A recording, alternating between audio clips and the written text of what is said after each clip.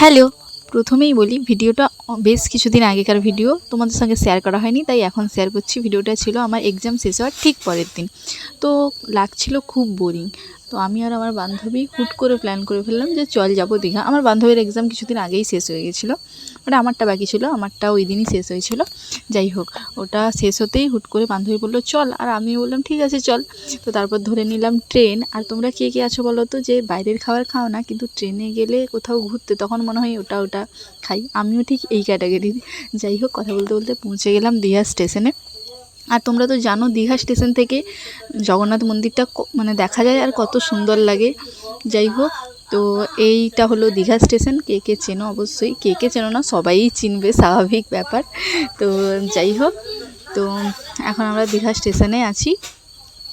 তো ওখান থেকে সোজা এখন যাব মন্দিরে, কারণ আগে একটু মন্দির ঘুরে নেব, তারপরে মানে আমাদেরকে তাড়াতাড়ি ফিরতে হবে। যদি দেরি মানে টাইম থাকে তো দীঘায় যাব, যদি টাইম না থাকে তাহলে মন্দির ঘুরেই চলে যাব। বাস এমনি টাইম পাস করতেই এসেছিলাম। তো যাই হোক, জাস্ট ভিউটা দেখো, মানে বিকেলের সময় এসেছি তো পৌঁছাতে পৌঁছাতে 4:30 সামথিং হয়ে গেছে।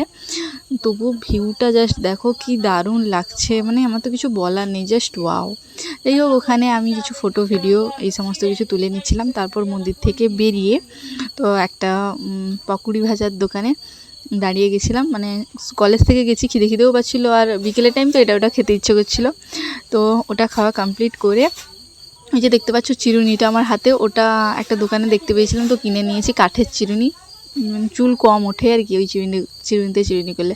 যাই হোক, ওই ট্রেনের কোচে রেস্টুরেন্টও খুলেছে, কে জানি না আমি, তো ওইটাই দেখাচ্ছিলাম তোমাদেরকে।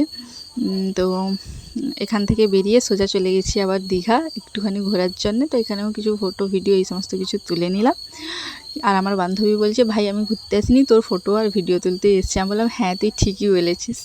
তারপর যাই হোক, ওখান থেকে বেরিয়ে বাস ধরবো, কিন্তু আস্তে আস্তে একটা চিংড়ি মাছের মানে দোকান দেখতে পেলাম, ওখানে ভেজে মশলা দিয়ে ভাজছে। তো আমার লাগলো লোভ, তার জন্যে আমি বসে গেলাম এক প্লেট নিয়ে। তো আমি আর আমার বান্ধবী খেয়ে দিয়ে চলে এসেছি। ভিডিওটা কেমন লাগলো জানিও।